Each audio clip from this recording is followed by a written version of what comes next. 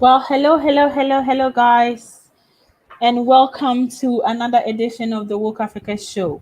We have a very interesting, conversation to have today, and I'm hoping that you guys are going to have an amazing time. Okay, so today I decided to take a breather from discussions on COVID-19 because you know, in as much as this pandemic is ongoing, we have a life that we want to get back to. We have things that we need to get back to. We have knowledge that we need to gain. We have so many things that we want to do. So, hey, I see you are online. Hey, welcome to the show. And I believe today is going to be awesome. So, before we go, hey, I would like to say a big thank you guys for a thousand subscribers because it's not been an easy journey, but it's been worth it. And I would like to thank you guys so much for taking time to stay with me on this journey. So to my existing subscribers, I say thank you so much. Thank you. And to my new subscribers, I would like to say a big thank you, and I hope that the journey is going to be so much worth it. So, as we wait for more brothers and sisters to join us to carry this on, um, I would like to send out invitation to all brothers and sisters. If you haven't subscribed to my channel, hello, hi David. Hi David, how you doing? Shout, David. Today the topic is quite interesting and I believe it's going to be fun because we are going to be dealing with African traditional passage rites or rite of passage. And we're going to have this series until we're like very much aware what the traditions are.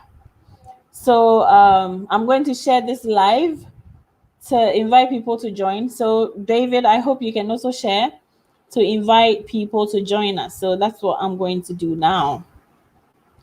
Um, it's going to be interesting today. Yes. I'm good. I'm good, David.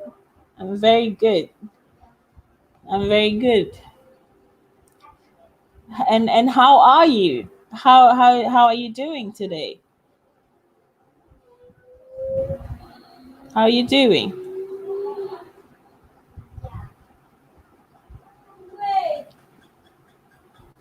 So I'm just going to send this link out.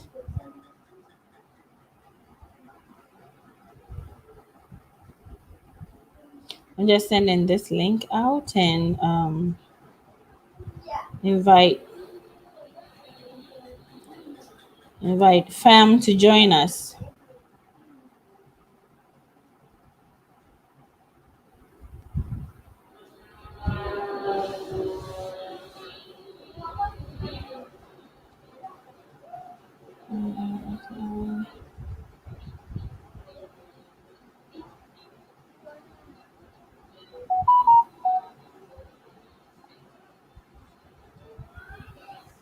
Perfect. That's nice. So I'm just sending out this invitations and then we can continue.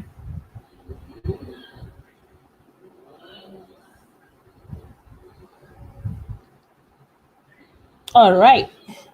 So David, it's you and me today. Our live stream is me and you today. So before we go on, I'd like to say, a few words of encouragement because I know those who are late into this live will prefer to watch it a bit later. So I wanted to just say that fear is the only thing that will make moving forward so bad and unbearable that one may be tempted to give up. But anytime you have this overwhelming feeling of fear, take a break, take a break and take a deep breath and tell yourself that, we have to move forward. We have to move on. Giving up is not an option. We have to move on. The going might be difficult, but we have to move on. And so whenever the situation, arises, you need, especially with all that is going on, you need to guard your loins, people. Fam, you need to guard your loins, and you need to show strength, and you need to get your armor on and keep pushing, because there's no room for giving up. There's no room for giving up. So today's topic is about, we have to, if we are planning to come back to the motherland, we have to start learning what our traditions are. And it's not just about one country or another country. We are going to look, like today we are going to look at about 7 different naming ceremonies across the entire Africa. And we are going to see really how similar we are and how connected we actually are. Fam, we are connected on so many levels. Welcome, guys, and I hope you enjoy this show. All right. So first of all, we're going to be looking at what African, traditional naming ceremony is. Well, African traditional naming ceremony, really, it's about, certain rituals, traditional rituals that is performed when a child is born. Now, these rituals, vary from culture to culture. So even within a small country like Ghana, you find that there's, several traditional lineages or clans or families, and they all have their way of performing the naming ceremony. So now you'd ask the question, why is this important to the African people to come up with such naming ceremonies?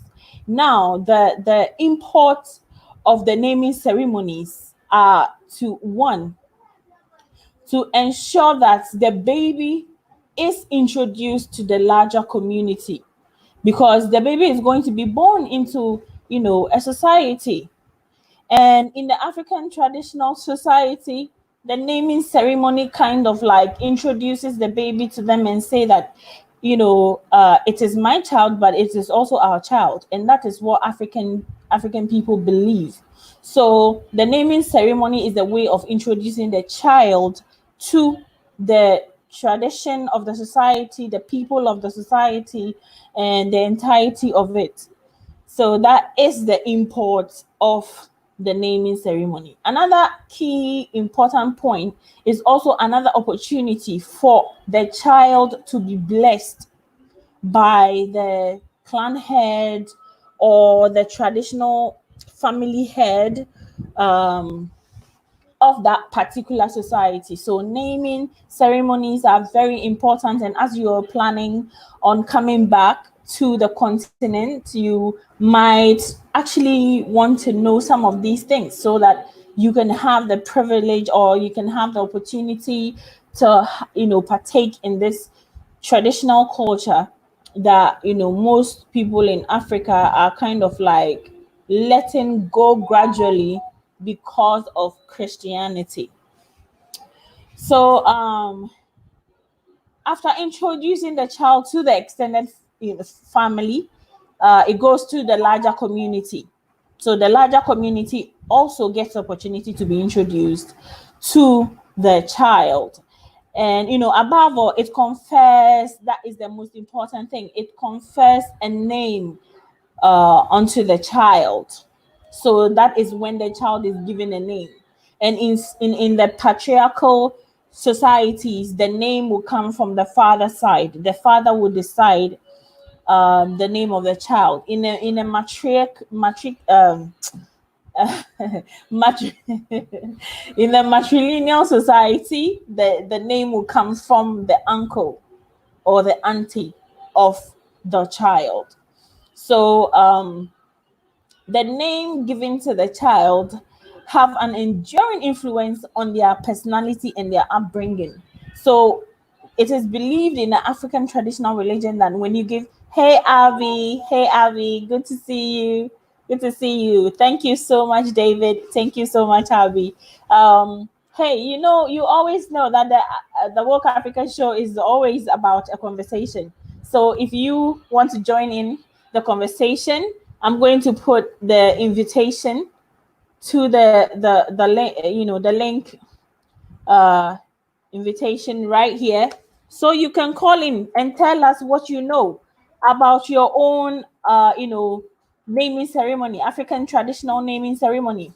So I'm just giving the prelude or the background to the import of the African traditional naming ceremonies. So, as I was saying, the most important aspect of the naming ceremony is to give the child a name. And it is believed in the African traditional culture that the name has an influence, it has a lasting influence on the child. It also kind of like gives a hint to the personality of the child as they are being brought up. And this whole naming situation is also an opportunity for the ancestors to bless that child that has come into the family, because when a child is born, it's such a joyous occasion in every African traditional culture, that it is incredible how much the community will mobilize. What really happens in the African traditional naming ceremony is that a cross section of the African, society will mobilize and send gifts to the home of the parents who have delivered the newborn baby.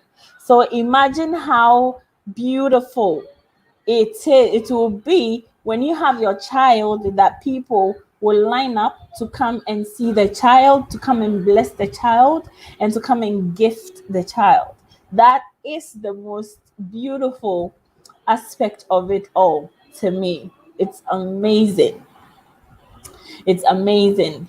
Okay, so now we would have the opportunity to examine the first. Okay, I'm so fascinated with this naming ceremony.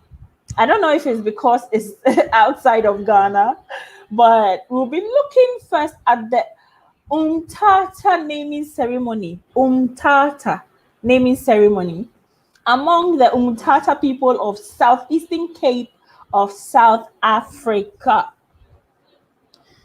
So it is when the Umtata, people witness the birth of a new baby in their community. It's a joyous thing. It's a happy thing, and they mobilize. They get ready to support the newborn. The parents with the newborn baby, and they start to plan the naming ceremony. Now, the naming ceremony of the Umtata people is called the Sifudi, or the Sifudu ceremony. The Sifudu ceremony. And, during the Sifudu ceremony, the newborn child, who is usually just a few days old, and that is something you see all across the African community. The child is usually a few days old before the naming is done. So there's a question here, guys. Let me answer and move on. Do you have a party for the naming ceremony? Oh yes.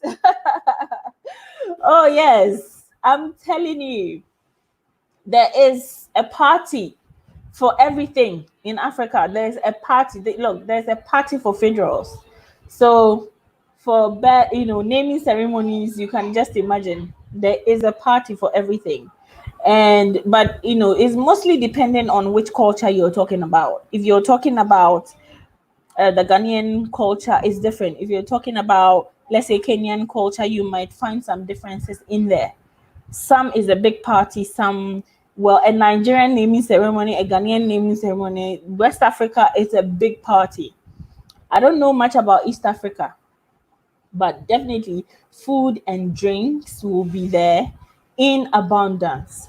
So moving on, with the Umtata naming ceremony, of the people of Southeastern Cape of South Africa. So during the ceremony, the ceremony is named Sifudu. It's a Sifudu ceremony, and this word Sifudu has a great, importance in this whole ceremony, and you will come to know. So just stay tuned. So they clad themselves in this beautiful African wear, and they get ready for the ceremony. During the sifudu, the newborn, who is just a few days old, is held with the head facing downwards. So the baby is held with the head facing downwards, and there is this beautiful, gorgeous ceremony where they put the sifudu leaves in the middle of the room where they're having the ceremony. They put the sifudu leaves in the middle, and then they pass the baby around it. Now, the sifudu leaf is very significant in this culture, because it is believed that as they burn this leaf with this strong smell, it's gonna kind of like drive away every evil spirit that may be present, around the child or the family during that time. So they pass the child around in a room, so that especially the pungent and uh, smell, or the smell or the odor of the leaf they're burning will kind of protect the child from any external spiritual attacks. The Umtata believes that the ceremony ensures that the baby grows up to be strong. The ceremony makes the baby strong in within the society. There is a reason why people do things in Africa, fam. There is a reason. And I've told you that the epitome of this ceremony, apart from giving a name, is to allow the ancestors to bless the child. And we've seen that in a lot of these situations, we have communicated with our ancestors through, you know, leaves and roots and trees, and some of the souls or spirits of our ancestors have lived in trees, and some of these trees have been worshipped over the millennia, the decades, that African traditional practices were, at the height of its, time. So it is very, very significant for this naming ceremony. And also, it's also, they also believe that the naming ceremony makes the child grow into a healthy adult, able to hold their own in society.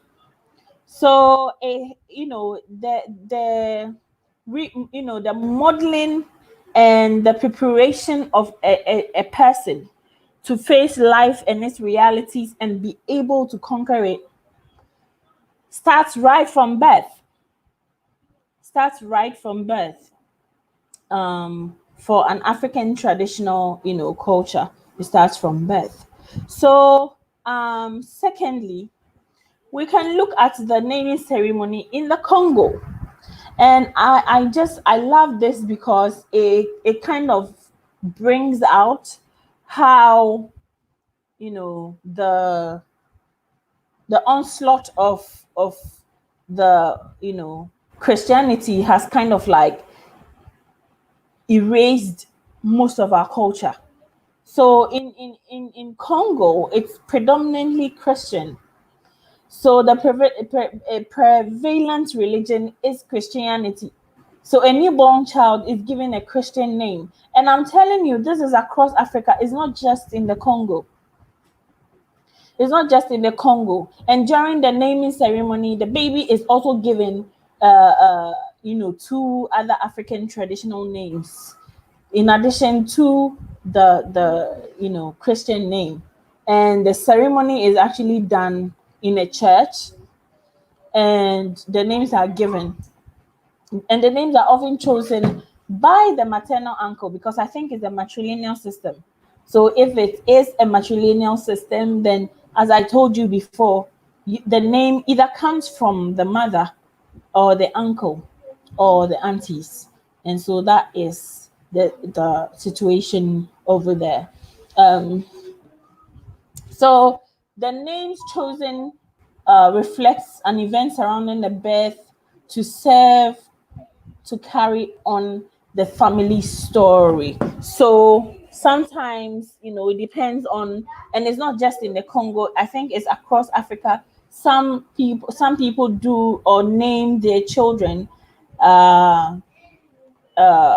to correspond with um, an incident happened, something that happened within the community. So that is also very common. You can find that all the way across the African, continent, with all the different, naming ceremonies. So from there, we take a look at the naming ceremony of the Akamba people of Tanzania. Yeah, so Tanzania, hey, shouts to my Tanzania people. So we take a look at, so in Tanzania, among the Akamba people, a child is named on the third day.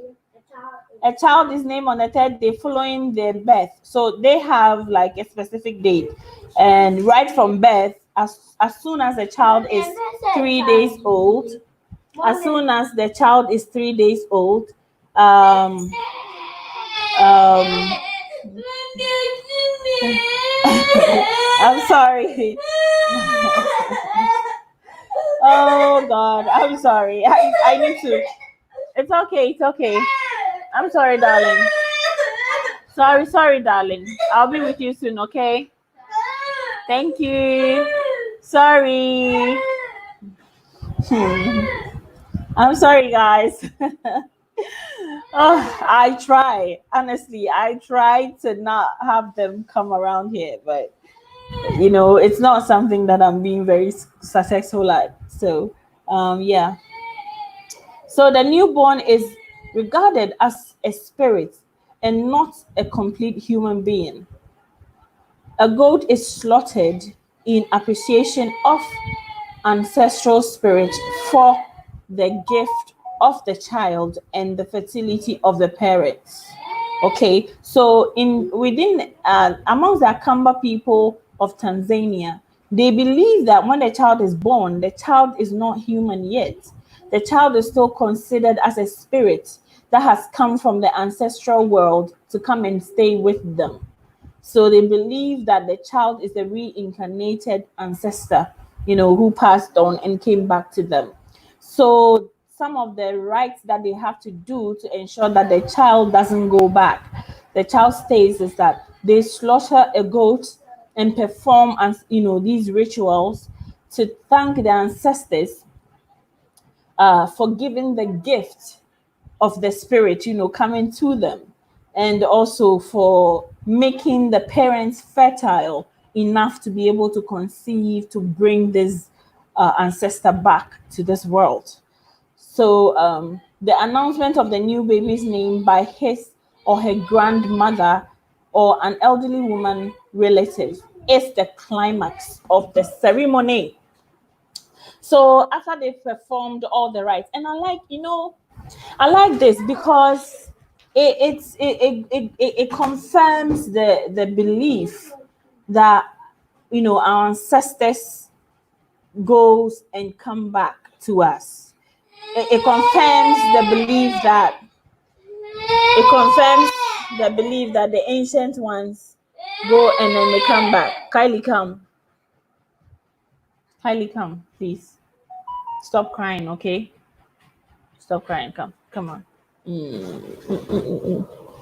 Mm-hmm. It's okay. Okay. All right. I'm coming, okay? I'll be there soon, okay? I'm sorry, guys. Oh, I'm sorry, guys. I'm sorry, guys. So, yeah. Ah, they're disturbing my whole thing. I need to find my center, my zen. Okay. So yeah, so that the whole thing about the ancestors coming back and coming back to us, and the ancestors kind of like revisiting us. This is what those of you who watch Dr. Mumbi, you hear her saying the ancient ones are back. This is it. This is what she's talking about. And across the African culture, within the African setup, there's so many traditions that believe in this. They believe in this. And I will tell you more about that when I get to my you know our traditional naming ceremonies. I'll tell you more about that. Okay. All right. So moving on, I would like us to look at the Hutus, the Hutu naming ceremony of the people, the people of Rwanda, the Hutu naming ceremony. When we finish, I would like you to tell me the similarities that you find, um, within the naming ceremonies. So the Hutus of Rwanda give. Hey, Colin Mayat, welcome, welcome, welcome. I'm very well, and the family is good. Everything is fine. We don't have any bad news, except my daughter is acting up sometimes, but she wants all my attention, and so, but she's fine. Everyone is doing great, and so we're talking about African traditional rites of passage.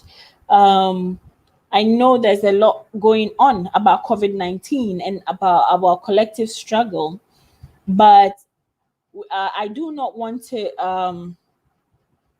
I do not want to miss the the opportunity that we have to learn, because as you know, these are not ordinary times. So we have the opportunity to learn about our culture, so that our brothers and sisters who are coming to the continent will also have the opportunity to take advantage of some of these rights that exist, that are being forgotten because of Christianity and other religions. Our African traditional culture is being wiped out.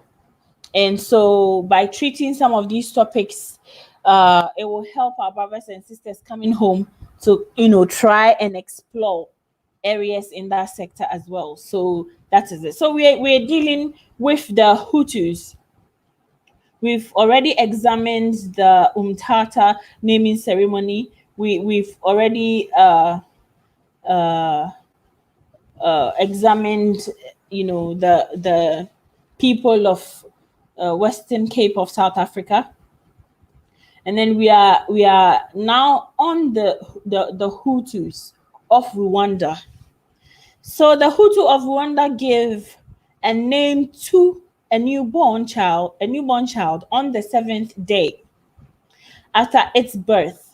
In the days before the naming ceremony, the mother and child are secluded at home and not expected to go outside of the house. The naming ceremony is attended by adults and children, and food is served, followed by huge celebrations. So, wow, that's fascinating. That's interesting, because there's so many similarities actually with the outdooring naming ceremony, of Ghana.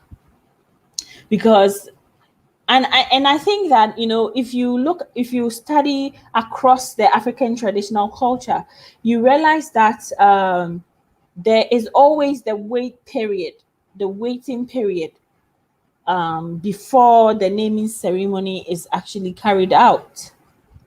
And the way there is something behind that, and I'll talk to you about it as we go on. So that is the for Rwanda, the Hutsus of Rwanda. So how about the Yoruba people? Hey, do we have any Nigerians in the house? The Yoruba people, what do you think? Well, how about them? And so let's dive into that. So among the Yoruba of Southwest, oh, thank you, Mayat. Please like the video. Please like the video, and please keep the thumbs up. Thank you so much. Hey, Barbara. Hello, Barbara. Welcome, Barbara. Welcome. I'm so happy. I'm so glad to see you, Barbara. Today we're talking about the African traditional, rites of passage, and we're treating naming ceremonies across African cultures. So we've dealt with about 3 African cultures already, and we're moving to the next one. We're looking at about 7 African cultures. How naming is done, the significance of naming across the African traditional, culture. So if we look at the Yoruba, and welcome. Hey sis, give us a thumbs up if you like this, guys. Give us a thumbs up. Yeah, thank you. Well, among the Yoruba in the southwest of Nigeria, a child is named 8 days after being born.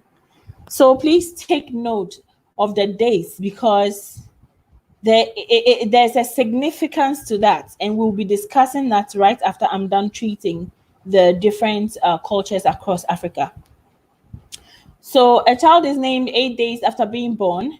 The circumstances surrounding a child's birth often influences which name is given. Guys, have you heard that before? in another culture, this should tell you how much alike that we are, how connected we are as Africans. We might have had different kingdoms and different tribes, but our practices were all connected to a central point, to a single thing. Okay, so the circumstances surrounding a child's birth often influences which name is chosen. The names are typically picked by elders, although numbers of the community can also pay a token to choose a name for a child. And this is a twist. This is interesting. Really. So let me take this again, guys. It says that the circumstances surrounding a child's birth, that is with the Yoruba people of Nigeria, the circumstances surrounding, the birth of a child often influences the name that is chosen. And the names are typically picked by elders, although a member or members of the community can also pay a token to choose a name for a child.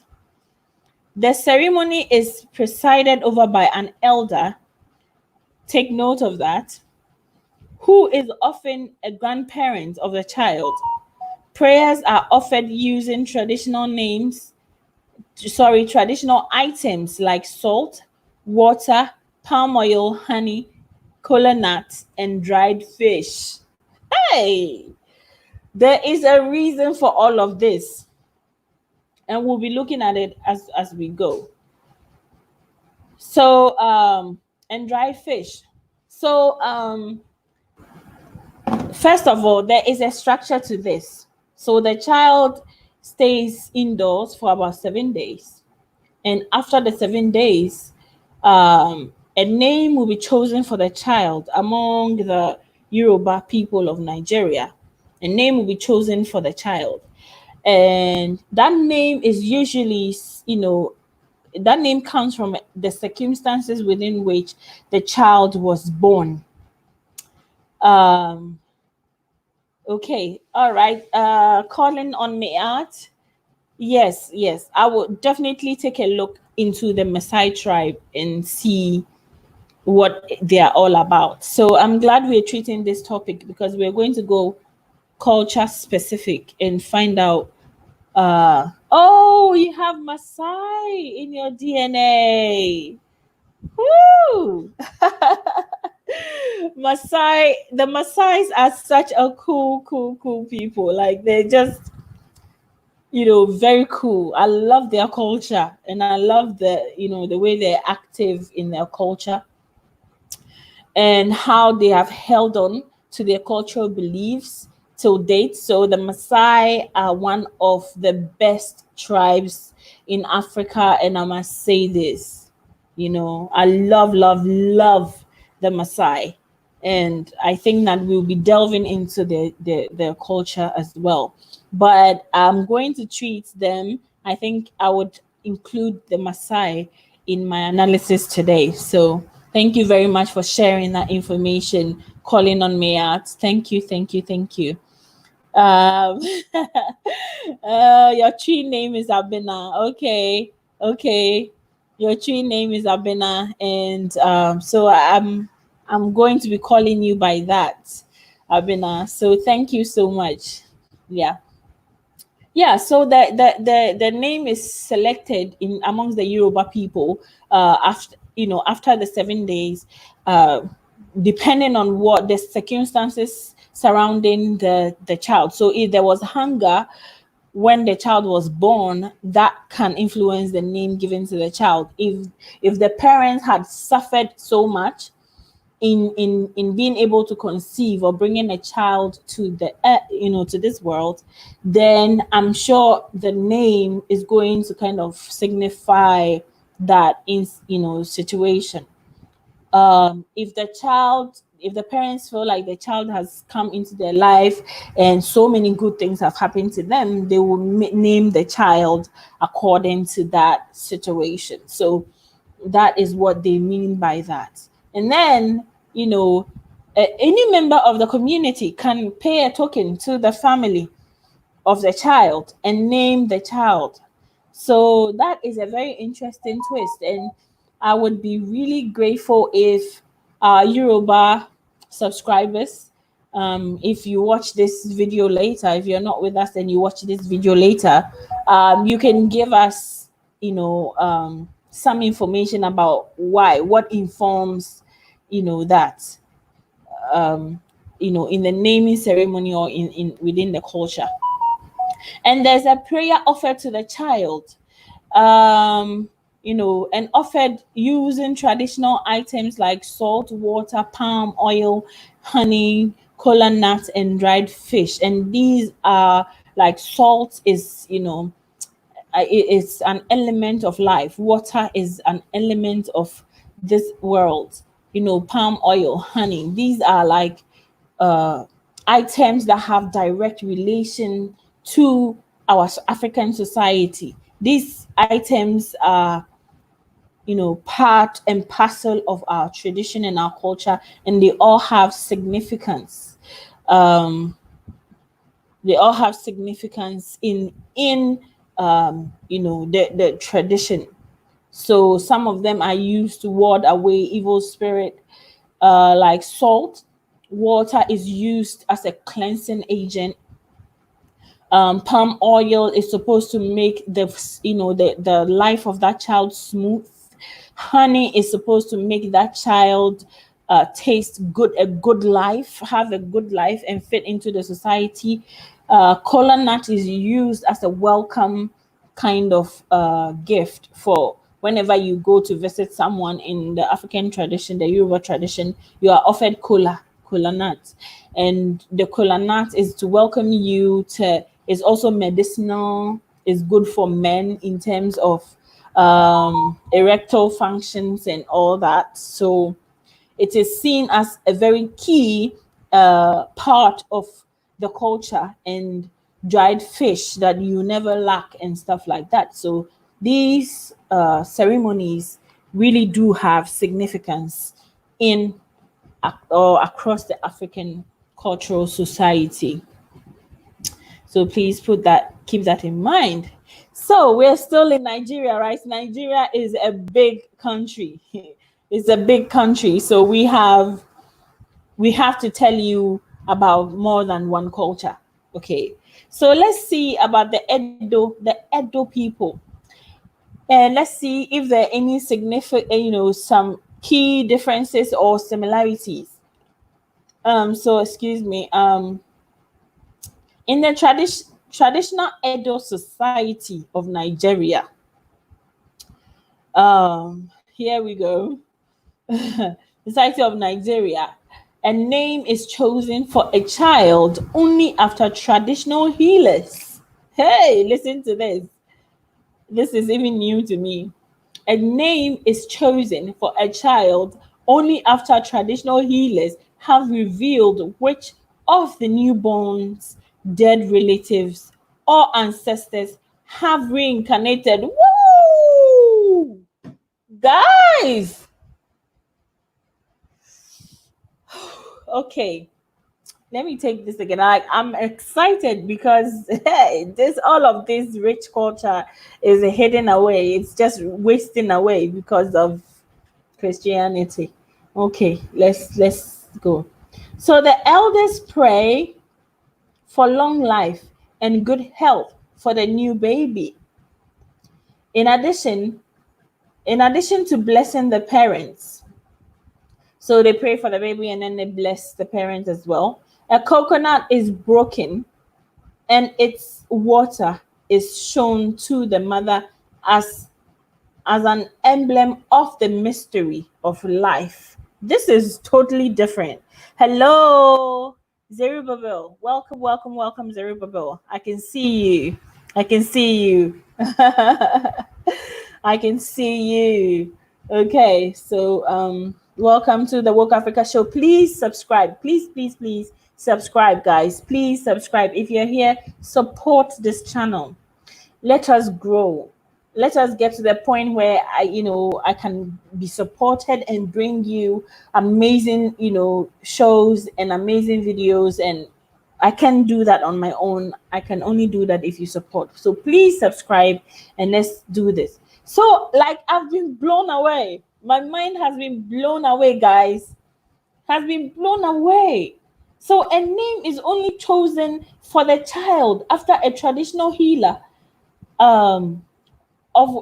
reveals then the newborn's dead relatives or the ancestors that have reincarnated, guys. So in our tradition, these ancestors, when they come back to us, there were traditional healers who could identify which family they come from. Challenge this one. Okay, I'm super excited because you see, that is the thing that most people find difficult to believe because they don't want to touch on religion. But African tradition or African culture is just one in the same with African traditional religion. They're one in the same. Can you imagine that? Can you imagine that? So a coconut is broken and, to reveal to the mother of that child as an emblem of the mysteries of life. So this is the Edo naming ceremony tops it for me. Although I'm not done because I love this. So the prayer of the elders is followed later in the evening by a larger ceremony attended by friends and well-wishers. So the party. Africans don't go without a big party. I'm telling you, everything, like right from birth to death, all the rites of passage, just partying in the end. Okay, so traditional food and drinks, including kola nut. Kola nut is quite a viable part of Nigerian culture. Kola nut and alligator peppers are served as the guests join the celebration of the newborn life. So, shouts to the people of Edo. I love your naming, traditional naming ceremony. It tops it all because it actually confirms a lot of things that we talk about. When we say the ancient ones are back, there is some kind of truth to it because that has always been the situation, but it's just that we have left um, our tradition. But the point is that if we're not welcoming these ancient ones back, then are they really able to fulfill their purposes, their purpose for coming though? And in a time like this, we need to be connected spiritually, and then we need to be connected physically as well. So, guys, this is evidence. I'm treating the traditional culture. So, this is evidence of how you know our traditional culture has always taken precedent of life before all of this brouhaha. Okay, so now, okay, let me read the comment. Zero Bubble says, as always, you're looking amazing. Thank you so much. My fancy giving name is Abena. Hey, calling on me out, you have a namesake here. Abena in Kiva. I'm so glad you're covering this. Our tradition is rich. Yes, it is. Our tradition is powerful and is awesome because if you look at African tradition, the African traditional culture, there is just so much. Okay? There's just so much that covers every aspect of life. It covers every aspect of life. And it's just because we have left it behind and haven't really embraced it, we don't know what we're missing. We are clueless, about what we are missing. So I would like to, still like to encourage all of us to take interest in who we were before the onslaught of, slavery and colonization and all of that, because we have a very powerful, rich culture, a culture that is worthy of emulation, is worthy of, you know, uh, is worthy of continuation. Our children deserve the right to know that they've got instruments of power that they must always, be proud of. Yes, calling on me arts. Hey, sisters, today are you joining me? Please call in and let's have a discussion after I'm done. So I'm just going to deal with the Maasai naming ceremony, and then we have to move on to the we have to move on to so all right, guys, let's go. So we are going to be treating the Maasai, okay, the Maasai people of Kenya. So are you ready, guys? Okay, so when a Maasai child is born, he or she is not given an official name. Rather, the child is given a temporary name. Oh, I love this. The child is given a temporary name. And remember, this has been the trend across the naming ceremonies.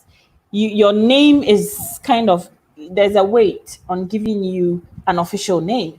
Yes, and there's a reason to that, and we will get there. So the child is he or she is given a temp an official name. Is not given an official name, rather it's given a temporary name called the embolet. So the temporary name given to the child within the Maasai culture of Kenya is the embolet. That is what the name is called, meaning an opening. Woo! I love this. I just love the diversity in our culture, but the diversity that eventually turns up to be the same thing. you know.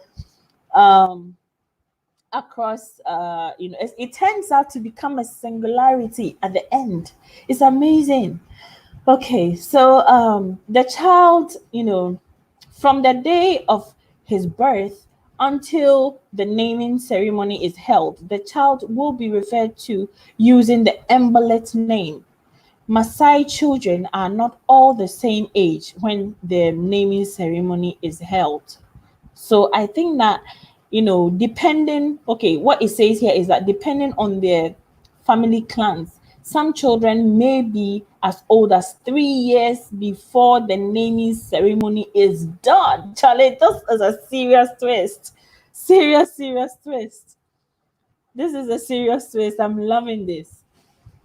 So the child might be 3 years old before an official naming ceremony is performed for him in the Maasai culture. This is a beautiful culture. This is beautiful. This is beautiful. And I see this going, it's a trend that goes, like the waiting time is there across all the cultures that we've treated today. So as we go on, which is called the Enki Pukonoto, the Enki Pukonoto Eyeji. Oh, I hope I have some Kenyan sisters and brothers in the house. You guys, like, what am I saying? Am I saying it right? I know I'm probably butchering it, right? I'm butchering the name, but forgive me. We're going to have to learn to speak African. Yeah. So welcome, Andre. Welcome, Andre. Thank you for joining us. Please subscribe if you haven't, and let's kick on. So the naming ceremony is called Enkipukonoto. Enkipukonoto. Eag. Eag. Enkipukonoto Eag. Meaning coming out of the seclusion period.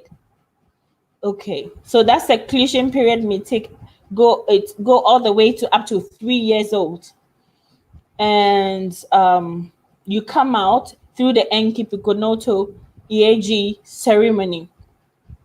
So in the period leading up to the Enkipukonoto Eag, the mother and the baby during the naming, the mother and the baby remain in seclusion and let their hair grow long. So as they are in seclusion for that 3 years, the mother's hair will be growing as the child's hair also grow. And I believe this has a good significance.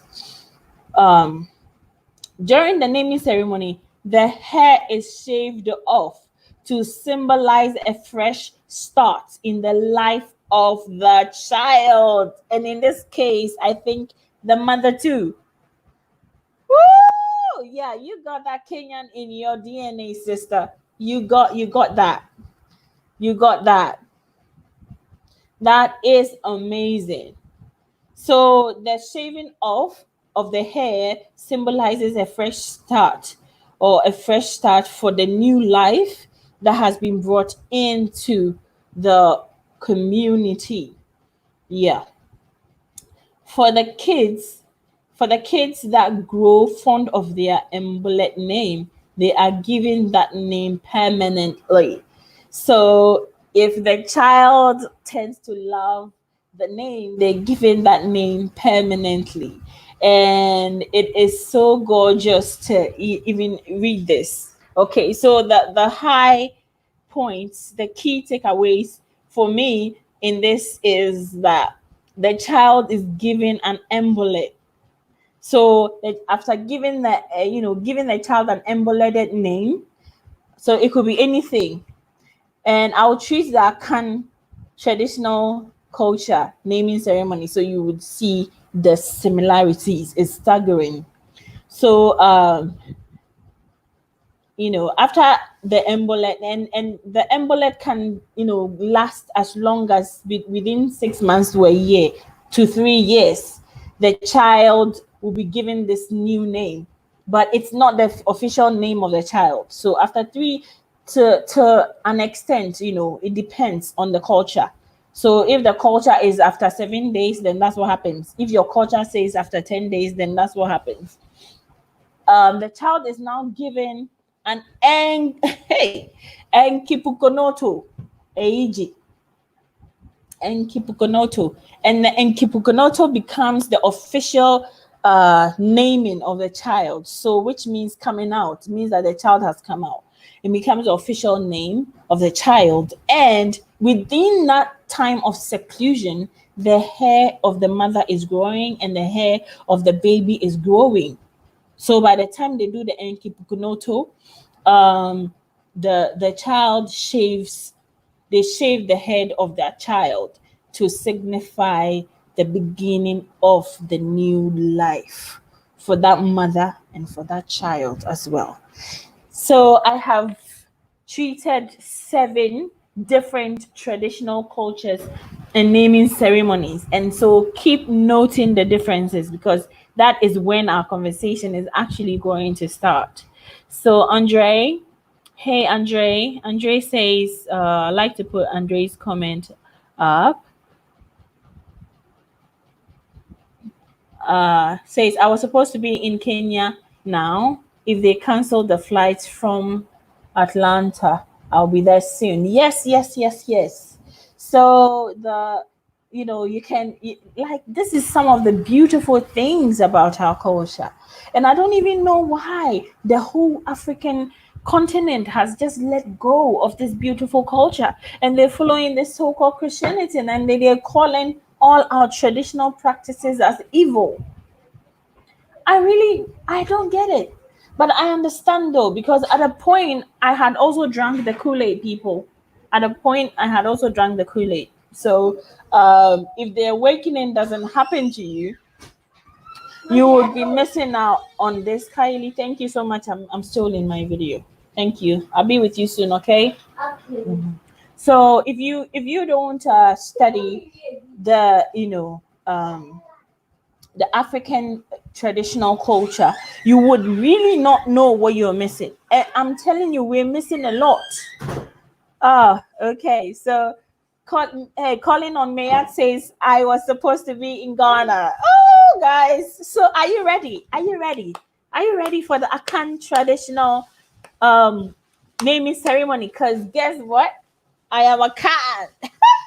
I'm a Khan from the Ashanti region. My dad is an Ashanti from the Ashanti region. My mom is a Kwewu from the eastern region, but the Kwewus are like the cousins of the Ashantis, okay, because they were only separated by war. The Kwewus wanted to trade. They were traders. They wanted to trade in all kinds of things, business people. And the Ashantis were, they were of the same family, but they were warriors, and they were conquering. They were fierce and conquering so many kingdoms and expanding the Ashanti kingdom.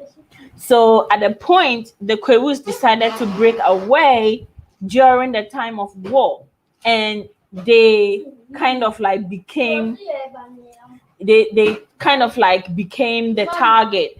They became the target. Okay, just a second, guys.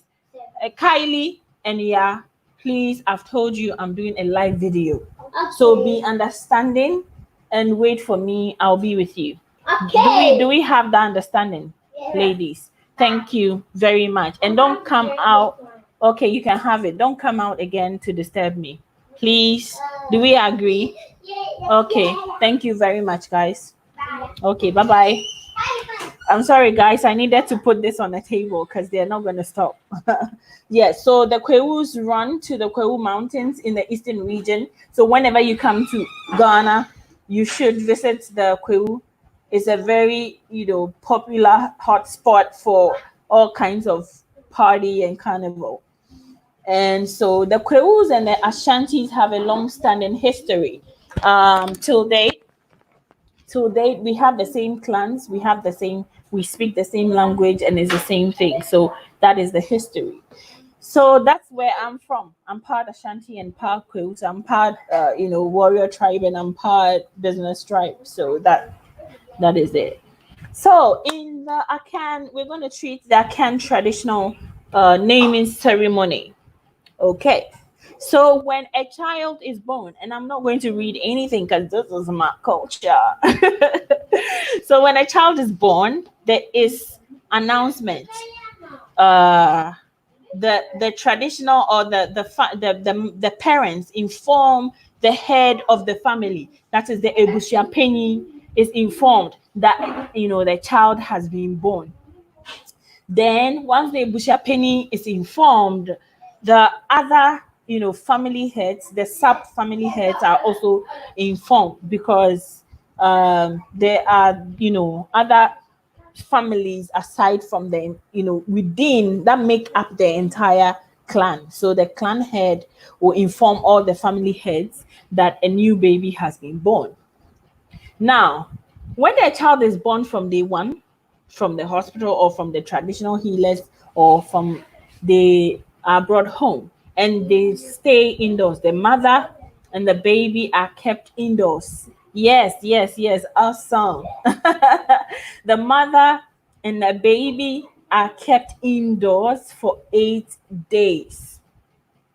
Now, just keep following the number of days that the babies are kept indoors, and because there is significance to that, and we'll talk about it. So they're kept indoors for 8 days, and then after the 8 days, they have to bring the child, or let's say, I think after the third or fourth day, they have to bring the child out to see the sunlight. So after they bring the child out to see the sunlight, on the eighth day, a naming ceremony is held.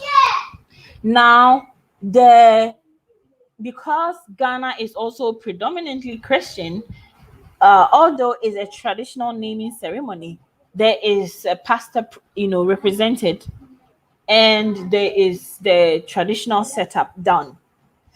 So, once the child comes out, the family will be seated and everything will be set up.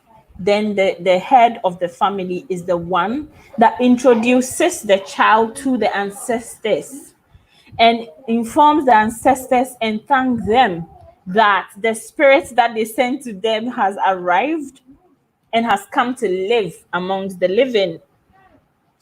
After that, they carry the child and recite these things.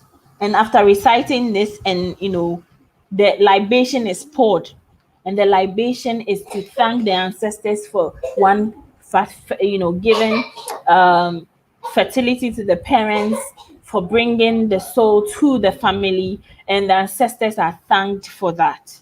After that, uh, you know, the child is given honey to taste. The child is no wait.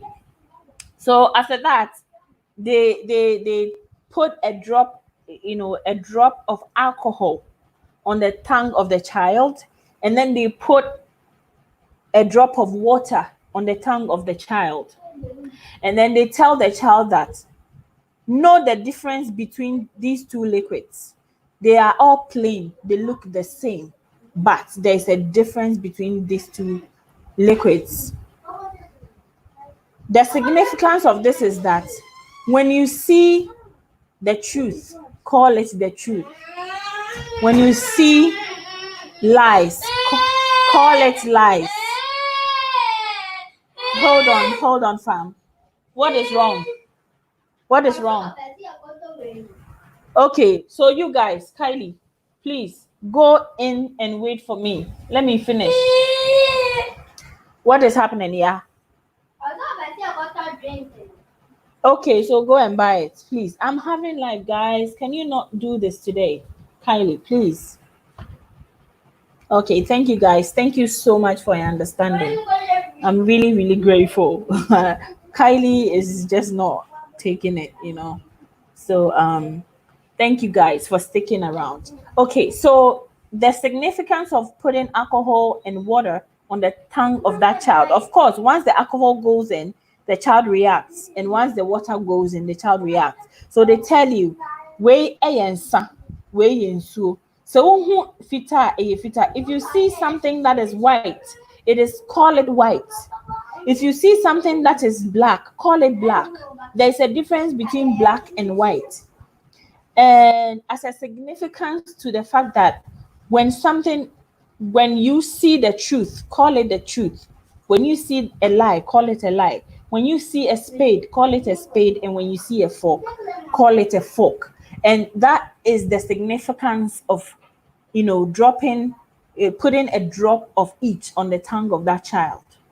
After that, the child is blessed. Maybe some families may not be inclined to using alcohol and water, so some families choose to use honey and milk, and to teach the child that there is differences in life and they should be able to welcome Gillian. Welcome Gillian Providence. Welcome. Okay, so you made a contribution. Let's see. um Okay, so in the Caribbean, the child stays in for 9 days before the eyes open. No one sees or touches that child. I'm telling you guys, this particular thing, I'm so surprised because before I didn't know this. I just decided to research this topic for today's live, and I find out that the ceremonies are different in some ways, but they are the same. The ancestors gave the same instructions to every single tribe on the continent. I'm telling you, and this is proof of it. The ancestors gave the same instructions, and I have goosebumps just saying this because this is such a revelation. I didn't know this. The ancestors speak to us in a unified voice. It doesn't matter which tribe, which language we're speaking, because these traditional laws or traditional methods are passed down through traditional healers, through priests, traditional priests. They are the ones who pass these laws and carry the message of the ancestors. So imagine that if our traditional healers and traditional priests and priestesses were fake and they were evil and they were lying about this, how is it that across all the cultures, the traditional instructions for naming ceremony is the same? People, it's the same across the continent. This is revelation. This is a serious revelation, guys. We have to delve deeper into the conversation, and I kindly invite you, I humbly invite all of you present here to join me the same time tomorrow evening for us to delve into our tradition even more, because we are moving from naming ceremony to puberty rites. So we are going to be handling puberty rites tomorrow evening. So please make it a point to be here. Invite people to join us and kindly subscribe if you're here. Subscribe and join us so you can benefit from these topics. So after that, the child is given a name. And it is also similar in some cultures that depending on the situation, the circumstances surrounding the birth of that child, then a name can be chosen. So, for example, if a child's parents have suffered for so long to have a child and they finally have the joy of having a child, they may, for example, in the Akan tradition, name the child Adie Pena. Adie Eye Pena means that it's not easy to come by valuable things. That is the connotation. Something valuable is not easy to come by. So they name that child Adie Pena to signify the value of that child and how much they have struggled to bring that soul into this earth, into this world. Guys, we have something. We do have something, and we must value what we have. Because if we don't value what we have, then we are really indeed a lost people. Okay, so Andre says, what language do you speak, Queen? I speak Akan. I speak Tree. Akan traditional language in Ghana. So I'm from the Akan tribe, so I speak Chi. So would you want me to say something in Chi? Okay, so here it goes. I'm going to say welcome you guys and ask you to stay with the show and support the show. So here it goes. Yo, ebusiafo akwaba. Eha eye woke Africa show. Mr. Mwa ebusiafo. Sa won subscribe ya subscribe. Sa wa subscribe nso a na we ni gye ye hu a ma thumbs up. Ye hia pa thumbs up ne beboa yen ama ye show no etintim. Enti se wo afei na wo ba ha subscribe na ne ye ntina. Afei nso koso a na ne ye nante na tie na ye na aye emphasode e de ama o. So guys, that is what I just said. That is Chi. Okay, TWI, Chi language of the Akan tribe, because there are several other languages within the Akan tribe. There's the Fanti, there's the Inzema, there's the Kuyapim, and there's the Achim. So yes, that is it. So that was me rattling tree out there, and it's quite an easy language to learn. So moving on, guys. Moving on, I want to bring out the juicy parts of it. So moving on, after that, the child is shown to the sun as a sign for the child to for the eyes, because it's believed that if the child stay indoors for that long, it can affect the eyes of that child. And also, they show the eyes of the child to the sun to see if the child is going to squint or to move the eyes. If the child does not move the eyes at all, it means there's a problem. It signifies a problem, and the child should be looked at. The sight of that child should be looked at. So it all has its significance. Okay. So as I was saying, that the circumstances can lead to the name of that child. So as I was saying, if the parents suffered, they can call the child Adeepena. If they feel like the child is a gift from God in the Fanti culture, they can call the child Nyameche. Nyameche, God's gift. Nyameche.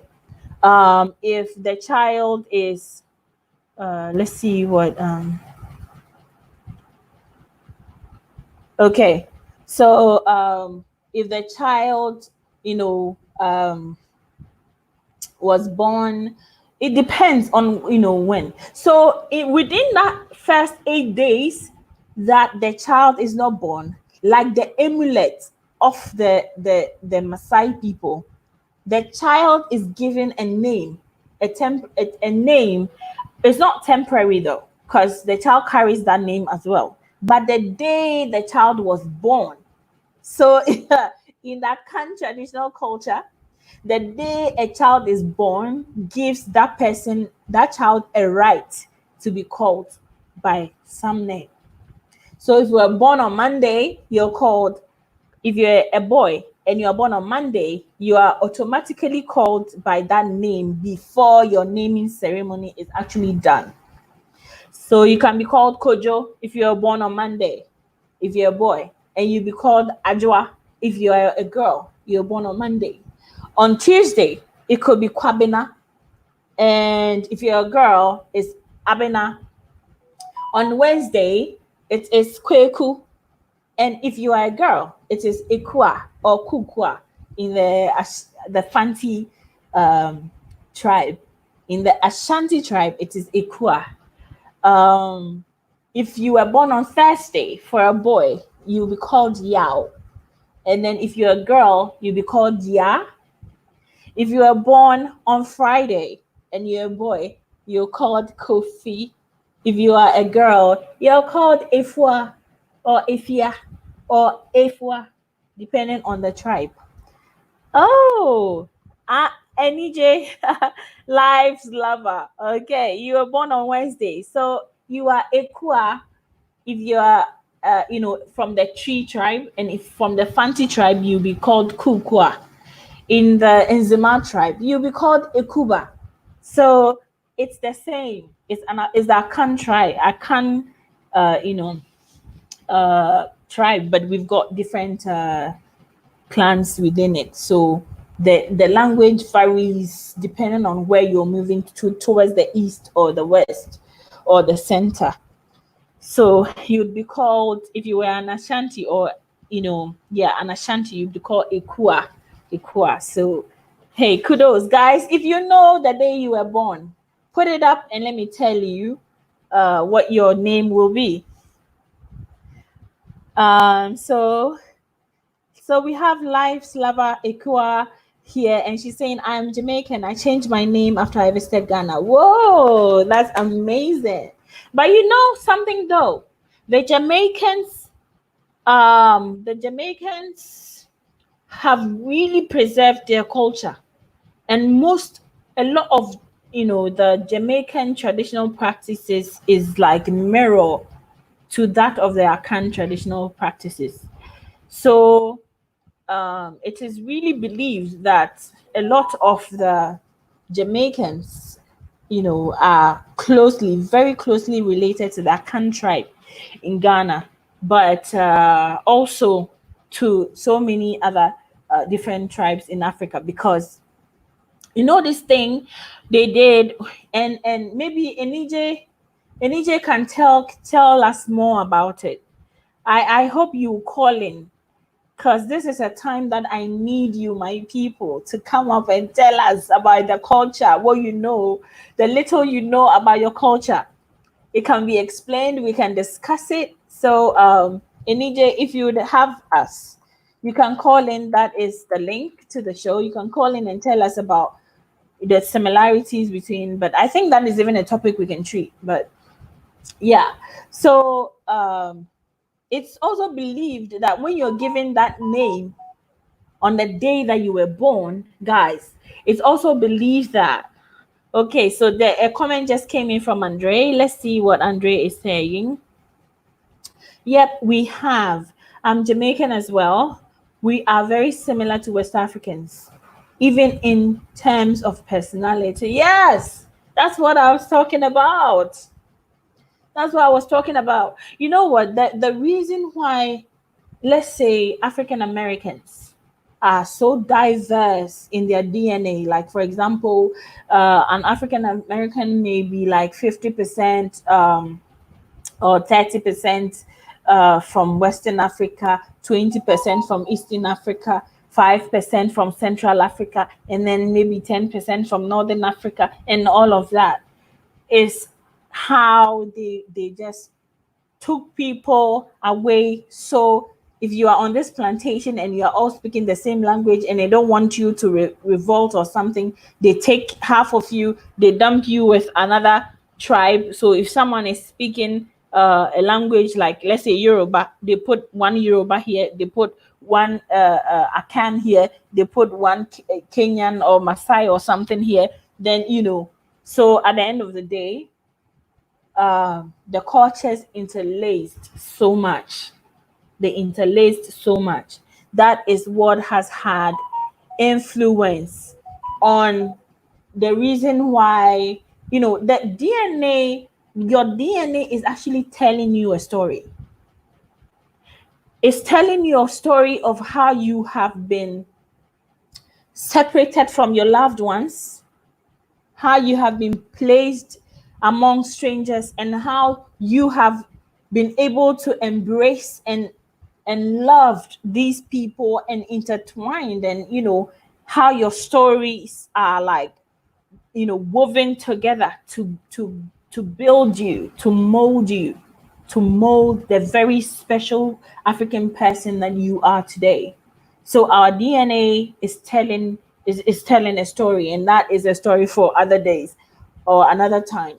But today we're still on the naming ceremony of the Akan tradition. And yes, that is it. That is a calling on me act. That is it. So the significance. Now I'm going to go into the significance of the weight. Guys, are you ready? The significance of the weight is here. So across the African traditional culture, it is believed that reincarnation is a thing. Reincarnation is believed across the whole thing. I'm telling you that if you look at it, the instructions given to us to live our lives, to progress, to learn, to live, is the same instruction across culture. So it is also believed that people pass coming on into this world from the ancestral world, the spirits. Some may choose to stay. Others, when they get here and they realize what they are coming to face, they may choose to return. They may choose not to stay. If they are born to parents that are going to love and care for them, they may choose to stay. So the reason why they wait to give the child a name is to actually determine, allow the spirit, the ancestral spirit, to choose to stay or not. And most of the traditions, that the rituals that they perform when a child is born, is to reassure the spirit of the child that it is loved, it is welcome into the community, and the community will protect it, it will shelter it, and it will love it. So that is the significance. They show the spirit, this spirit that has come to visit, that this is our way, this is our culture. We have not deviated from the way of the ancestors. This is us. So come and stay with us. And this culture and this tradition was very, very, very strong. It was very strong. So the ancient ones, the gods, could come in the form of Okomfu Anochi. Okomfu Anochi is the one who enchanted the golden stool from the skies. The golden stool that the British wanted to steal. I'm telling you, all these artifacts that they have like stored up over there, it is our instruments of power, guys. Hey, the golden stool, see how transient, okay, omniscient. Just see how benevolent, or how should I say it? I'm looking for this word that defines it all. Clairvoyant. That is the word. See how clairvoyant it was for our ancestors, or the traditional healers and the priests, to kind of be so in tune with the spirits, that spirit world, that they chose gold to be the medium of communication. All these ancestral symbols were made with gold, and the import of that is, ask yourself why till today. Okay, the UK royal family, ask yourself why all these companies have been established to steal gold from Africa, to take gold from Africa. There is something powerful in that. Why do you think that on the land of the people of the soil, on the land of the people of the soil, there is so much gold? What do you think the gold was doing for us? The gold protected us. Okay? The gold spiritually gave us an armor of protection, and which is melanin. The gold protected us. And when the gold was also used as a medium of communication, we could directly reach the ancestors. If you're going in deep into the African traditional religion, you will be amazed at the things you find, guys. You'll be amazed at the things. They chose the finest, the best, the most valuable materials on this planet to speak to us. Our soil was so rich. Why do you think? Why do you think the soil was so powerful and rich? It was the gold, is the material, the elements of life that was infused into our soil to enrich us. Guys, it's high time you guys just come down here for us to fight to protect our mother. Because this continent that we do not value, that is the only protection that we have. That is the only protection that we have. And I would like to entreat all of you guys, take this thing seriously. If you're not serious about returning to the continent, if you're not serious about actually reconnecting to your root, every single artifact, every single artifact, every single artifact, every single artifact, every single instrument of power, every single one of them was stolen and held onto. Why are they holding on to our artifacts though? If they were that useless, if we were that empty up here, if we were that empty that we lived on trees and we lived in huts, then where is our artifact will be the evidence of, the complexity of our thinking, the complexity of our style of living, the complexity and how advanced our civilization was. So why are you keeping it from us? Why are you keeping it from us?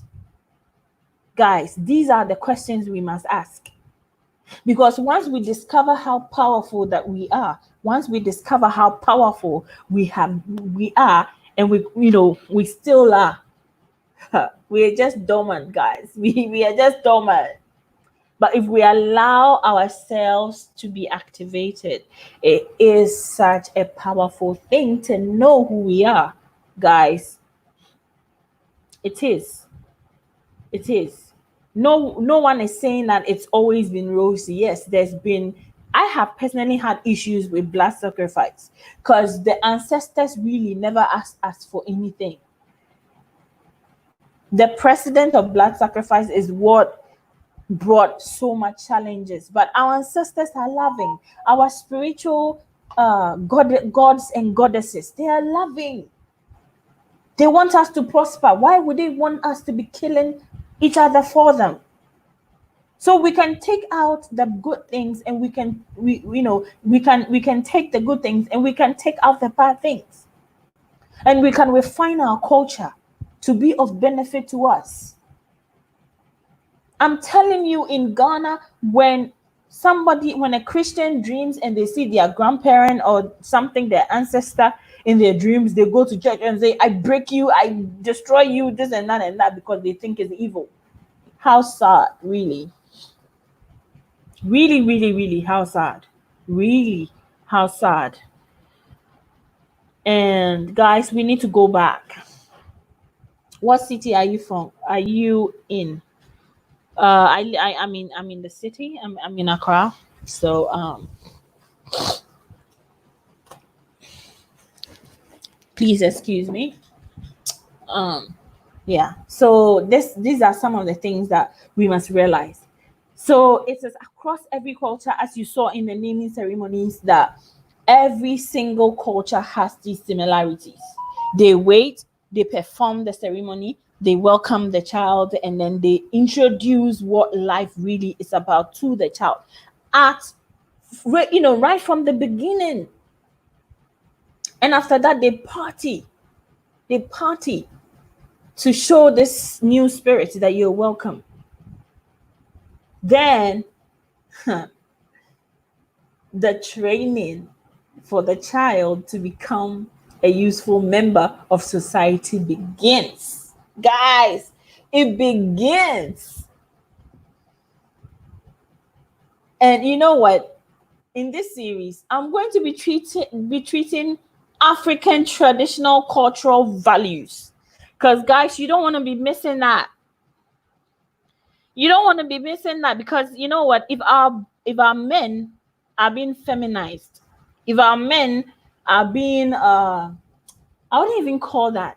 If we're losing the masculinity of our men, the African man is fierce. Hey, the day I treat African traditional values, you will be amazed. The African man is fierce and not afraid of nothing. The African man is a powerful God, is a powerful entity. The African man is so close to the spiritual world that they have done exploits. The African man is at the top of the food chain. So what happened to us, guys? What happened? We're going to be treating this. It is our truth, and it has to be told. It sounds like a dream that we had, but we have to relive that dream. We are powerful. If you find out about some of our technologies, if you find out about some of our technologies, guys,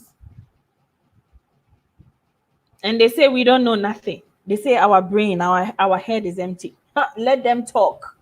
But the awakening is happening. I'm saying let them talk. The awakening is happening. The awakening is on. Is happening. Thank you, sister. Let me read a few comments. Yeah, so Abina says that one thing was sudden. I was saddened about the white Jesus everywhere and everything, shops, buses, you name it. That is the thing. I'm telling you. If I tell you the extent, the extent to the slumber, the extent to the slumber of the people on this continent, you won't believe it. They threw away everything we hold dear. Everything we hold dear, they threw it away. But we have time. We have time enough to unite and show them how it's done. Because usually people wants to see. They don't know. The African of today don't know his or her culture. And look, I can tell you about 70% of Ghanaian African do not know their culture. They heard that there's naming ceremony. If you ask them on the street, how is it done? They can't even tell you. And one day, I think I will do this episode. I'll go out on the street and ask them to tell me how it's done. Most of them don't know. Most of them don't know even how marriage ceremony is done. They just say, I'm going to engagement. They go and sit there, just chill, drink, have fun and come home. As to how the tradition itself is conducted, ask them about it. Most people don't know. That is the kind of situation we're left with. The white Jesus is reigning everywhere. Their hopes, everything is in this picture. And you're easily called a witch or an antichrist or something when you talk like the way I'm talking. When you start believing in your culture the way I believe in my African traditional culture. But as Martin Luther King said, I have a dream. I have a dream that a day is coming. Africans will be liberated from mental slavery. It doesn't matter where they live, on the continent or abroad or wherever. Africans will be liberated. The evil practices, look, there are some really evil African traditional practices in somewhere in Eastern Africa where they're killing albino kids. All of that must be scrapped. Because the new Africa is here. The new breed of African is here. The ancestors are speaking. Yeah? Please behave yourself. I'm online. Please.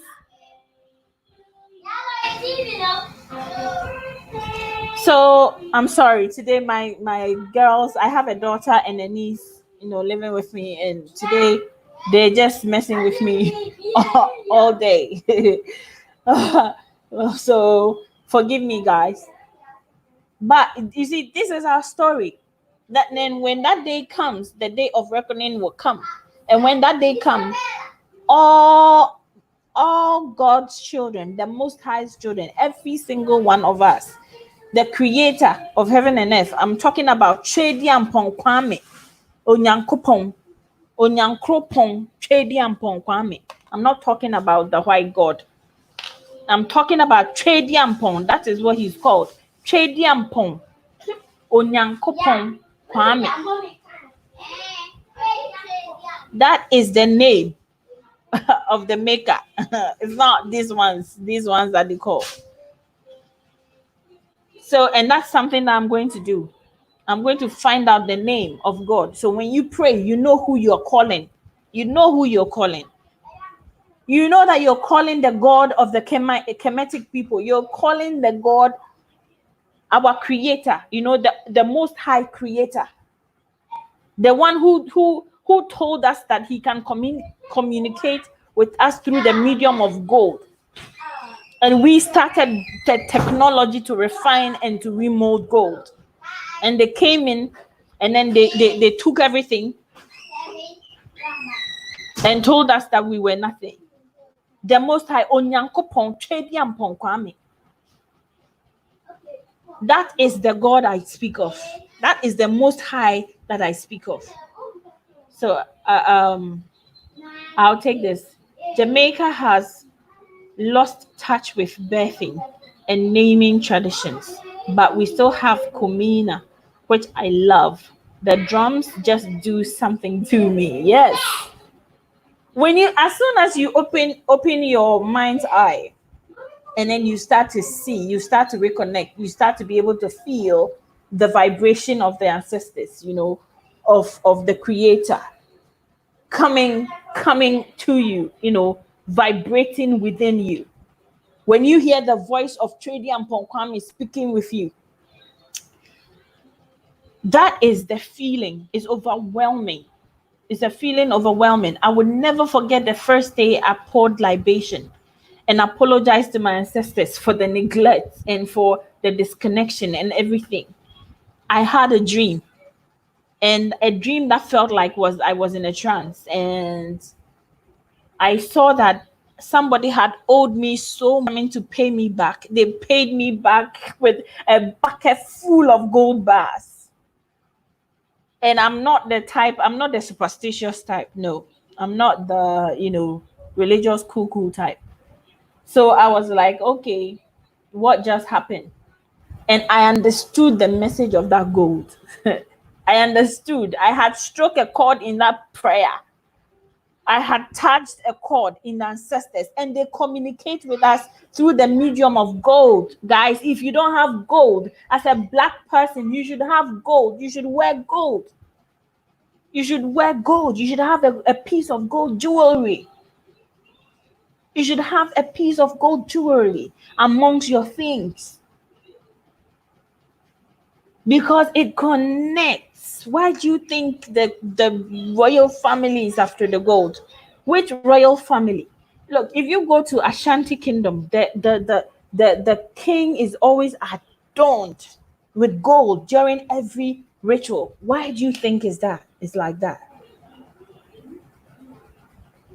I'm telling you, the first day I poured libation to pray, and I wasn't even sure about what I was doing. I was like, okay, so these ancestors want to drink water or what? Then I realized water is one of the elements. It's one of the elements. And if you know, you know. Okay, so there's an important question here.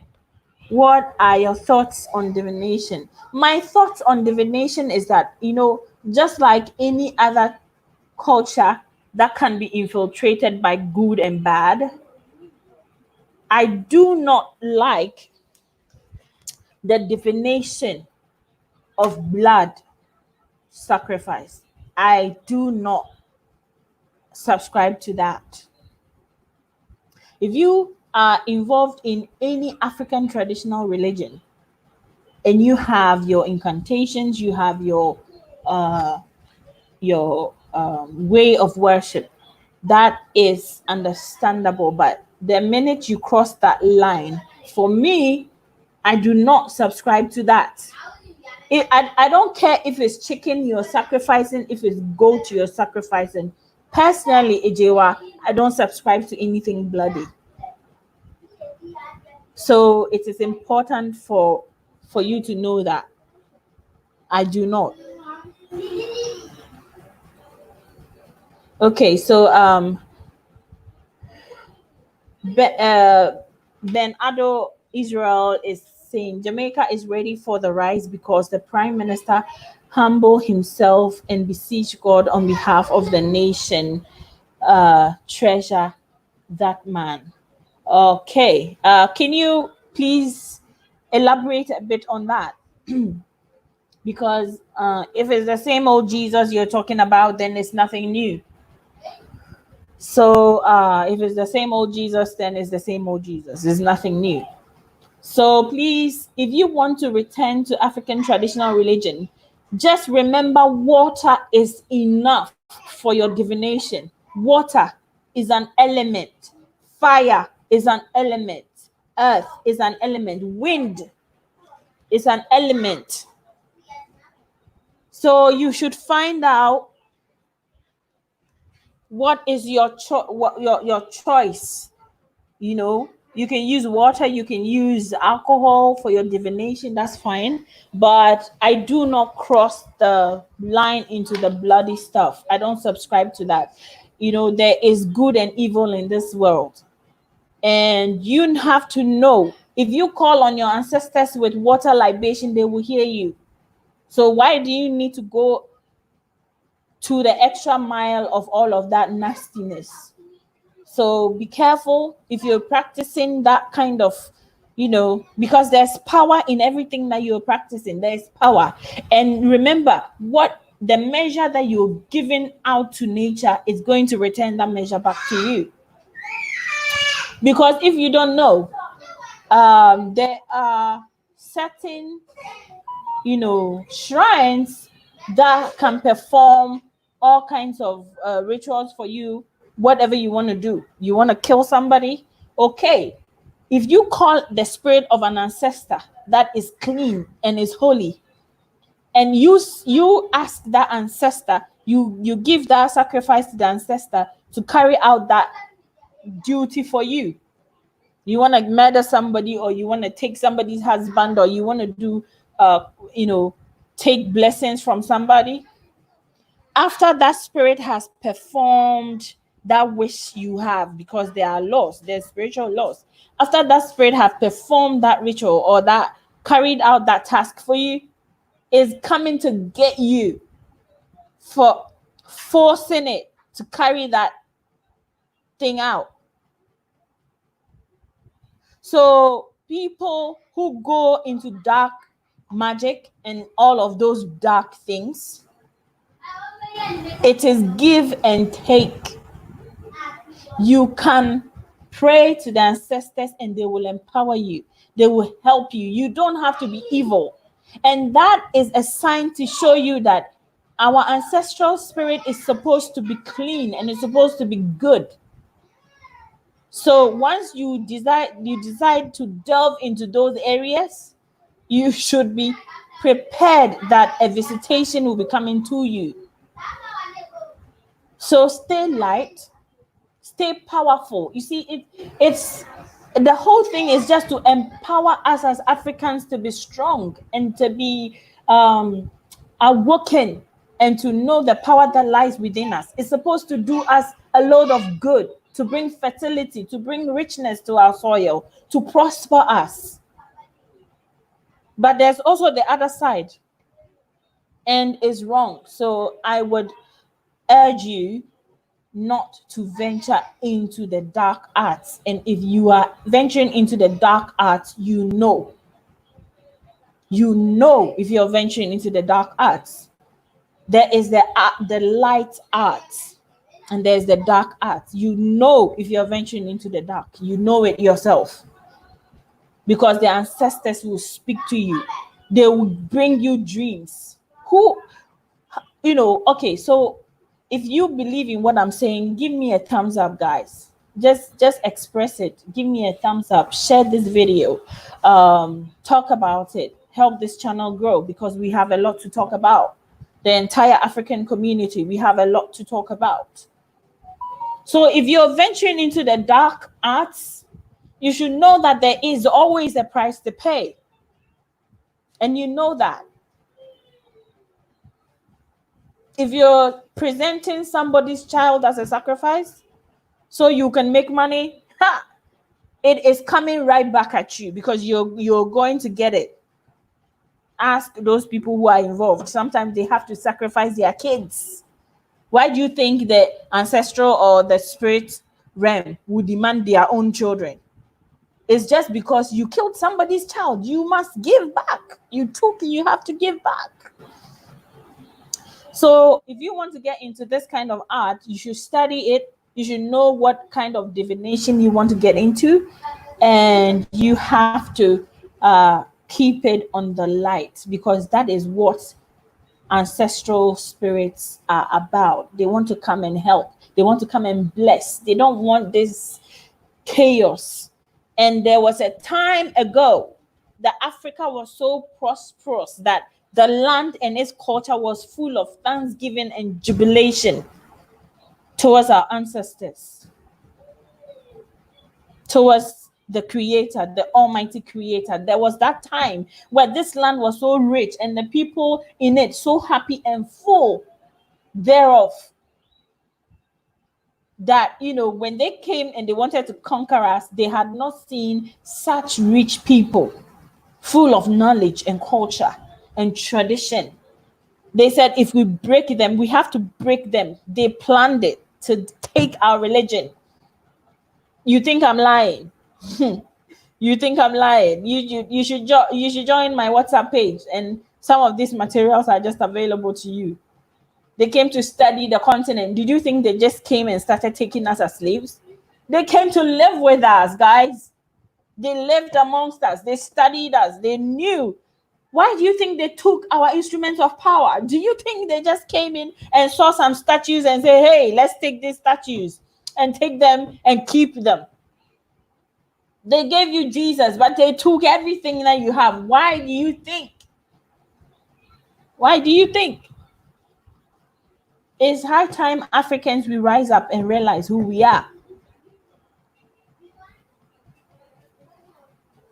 And the most annoying thing right now for me is African scientists, young scientists who don't even understand, young scientists who sing Jesus and Kumbaya every day, who don't even understand the kind of enemy we have, sequencing our genetic information and handing it over to these people. So you and I, we owe it to our children, we owe it to their descendants to talk about our tradition, our culture, and what it means, because we don't know. And if you look at their Bible, whatever it says, I see it as a manual of serious information, serious spiritual information.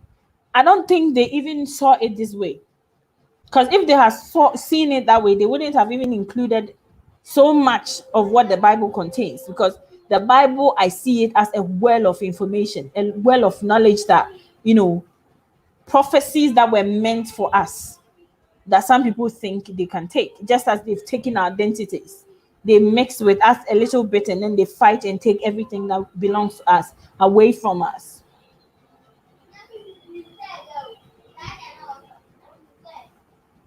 Oh, yes. Any wrong that you do comes right back at you.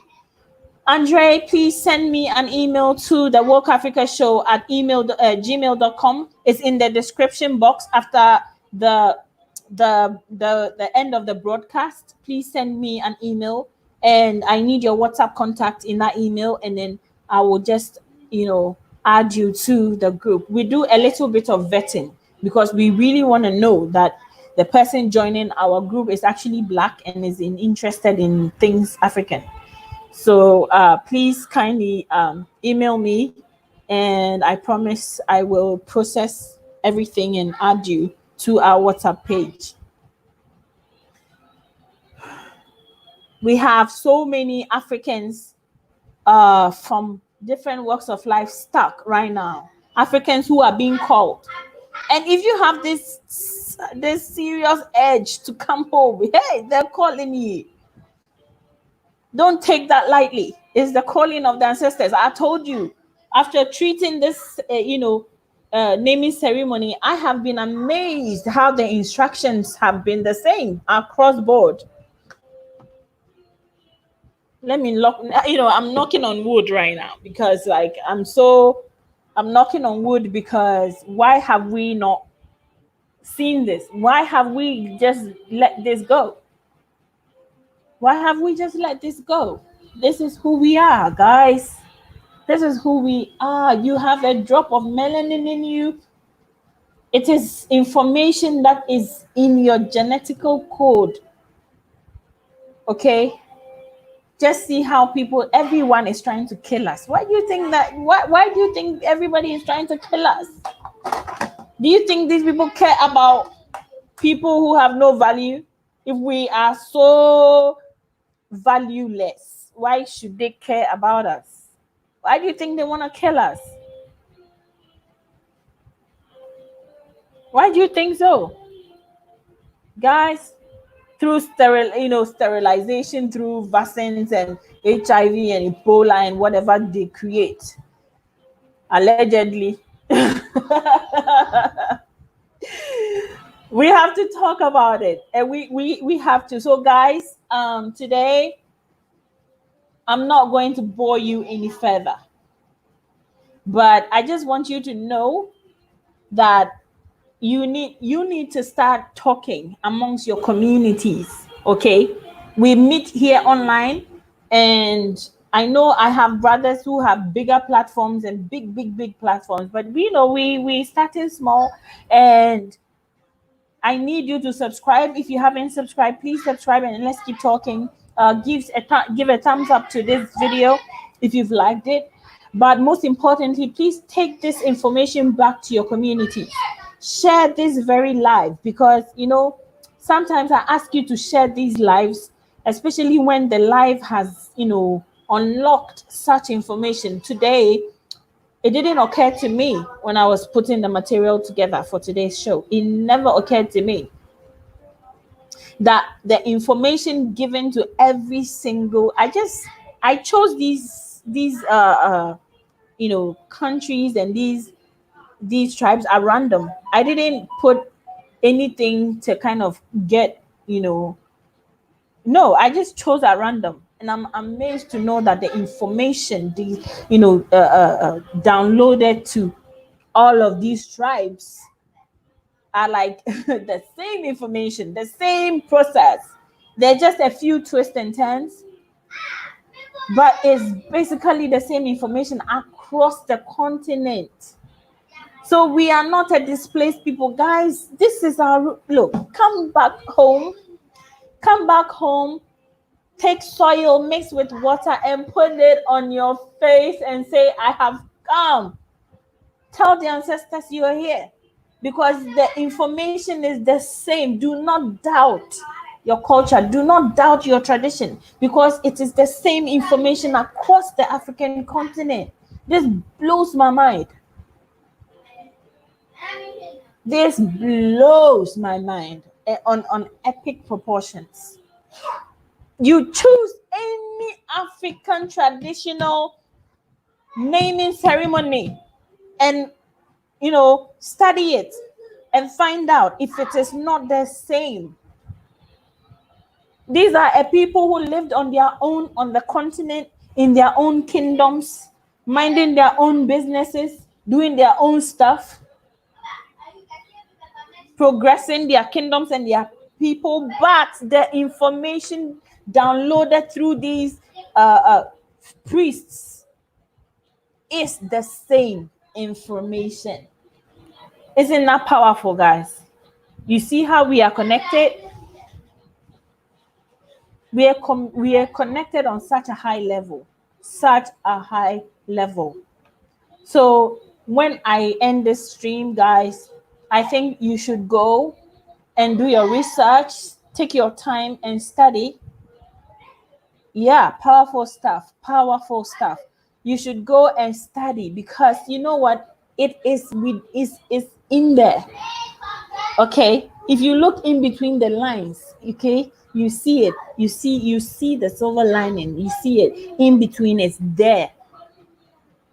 It's there. Um, Sister Abina says, and please, family, join the ADDI and help contribute in the bit. I'm telling you, thank you for bringing this up. Please, let's support Black. Let's support Black. I say every day, you know what? I always say that I come here and I struggle so hard to ask my people to share, to like my videos. I struggle so hard, and I ask myself, do I not put the right content out there? What is going on? But we have to start breaking the stereotype, and we have to start being selfless to understand that the goal is greater. The goal here to reunite the people of Africa and bring them home, it is bigger than any single one of us. So you have friends, you have a brother who can benefit from this very session, but have you shared it with them though? Have you asked them to take a look? Have you asked them? This revelation is the first time this revelation across YouTube. The fact that the information downloaded in every culture is the same.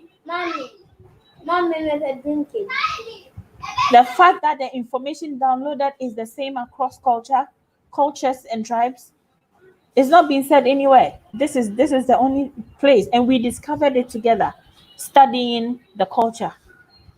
So please share this video, support Black, support everything. You know, the ancients are back, guys. I believe that I'm not religious, you know, I'm spiritual, but I'm not so religious. But there's one thing that I believe. I believe that, don't you see that the kids of today are getting smarter and smarter? Don't you see? You might have an ancient one in your home, and you would have to get connected to understand. Thank you. Now you see, there are people who are being activated as I speak with you, but they must hear some of us speak. Thank you so much, David. You're so such a supportive, amazing person, and thank you for posting on your Facebook. Please post on your WhatsApp pages, guys. Support this. Support this. Africa, we are the only friends we have, guys. We are the only friend. Thank you so much, Life's Lover. Thank you for sharing on your WhatsApp page. I thank you so much. Together we will grow. And I get so encouraged. Look, when I come here and I know that you guys are going to be here, I come here with faith, knowing that you guys are going to be here, and whatever the ancestors need to say through me, they will say it. Whatever the Most High, the creator of heaven and earth, the one that responds to the four elements of earth, you know, the one that created the black holes and created the universes and all of that, the powerful one, Nyankopon Twediampon Kwame. He is the one that speaks through us to our people. So we must carry the information, must carry the message, and we must return to who we are. Guys, we must return to who we are. So before I leave, I would like to leave with you to keep supporting Black. You need to allow yourself for the spirits to talk to you. But before you can do that, don't forget, look for soil. We are a people of, look at a very rich soil, okay?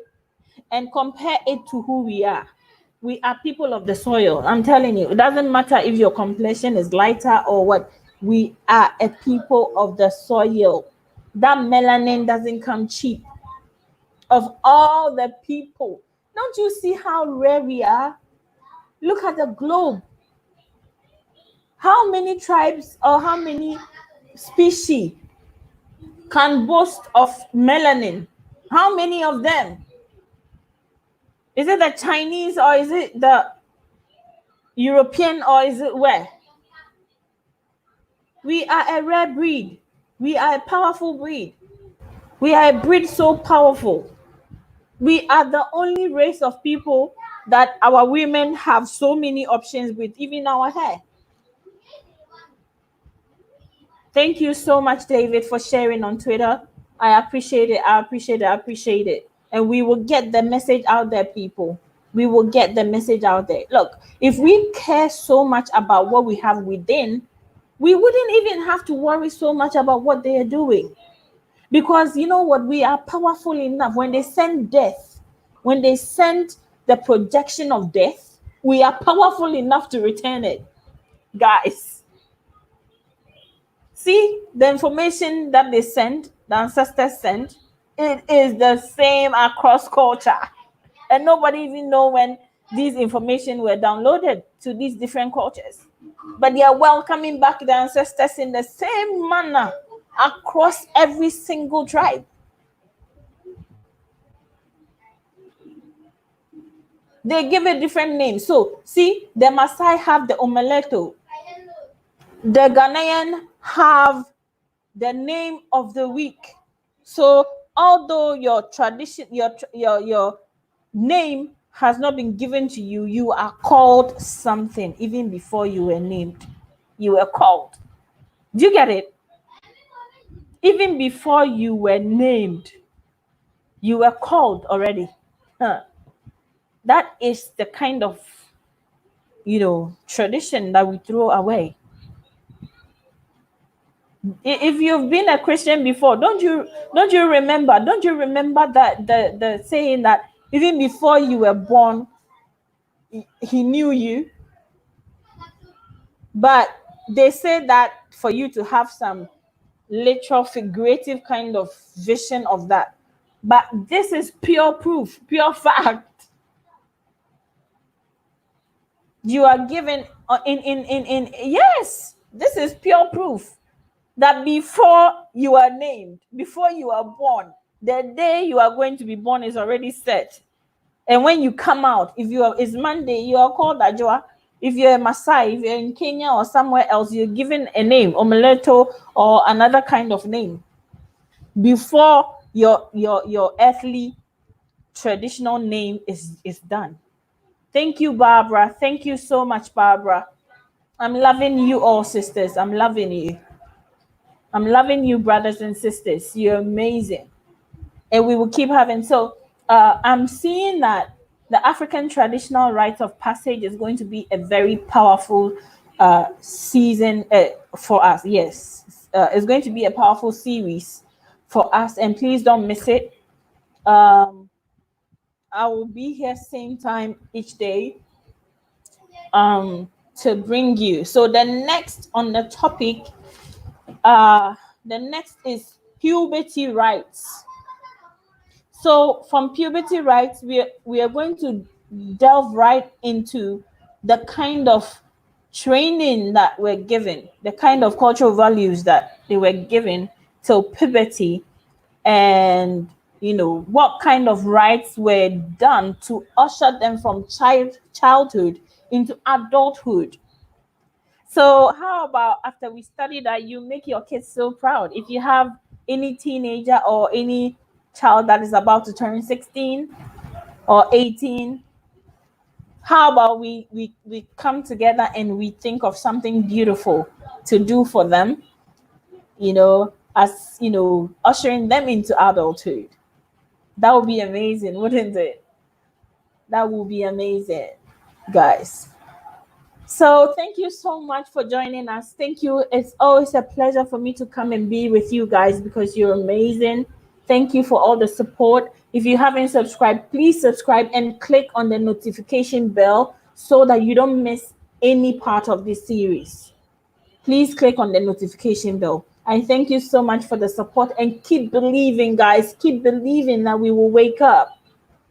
Keep believing and let's keep connecting.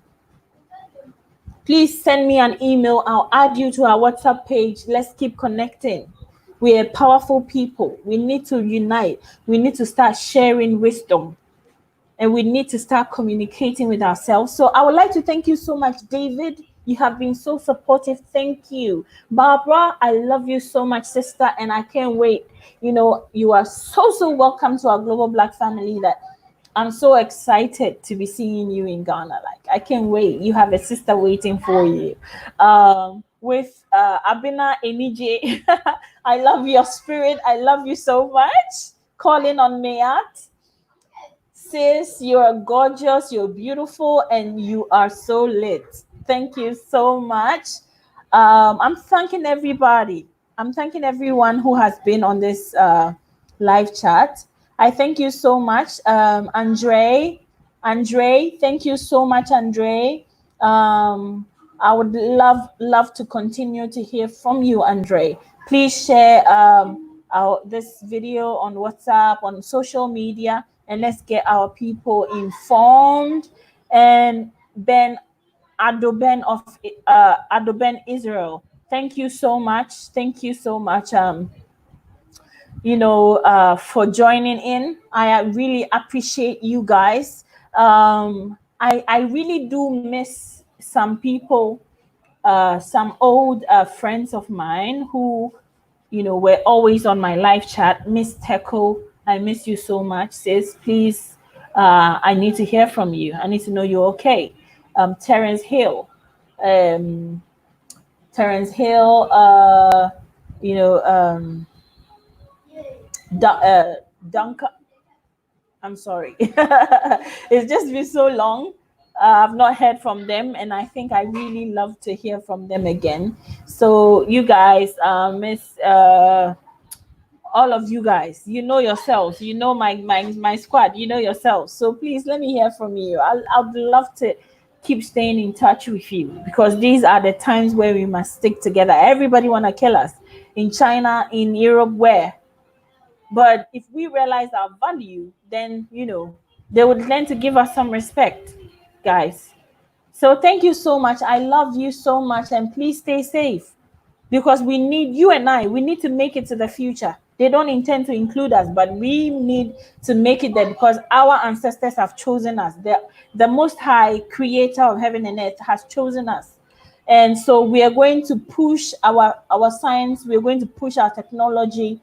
We are going to do that, still staying connected, and we will get there, guys. We will definitely get there. So I love you so much, and I'm sorry for all the my daughter. She's amazing, but sometimes she wants what she wants, and I love that about her because I like the fact that she wants my attention. She's gonna take it. It doesn't matter what I say, and I love that in her.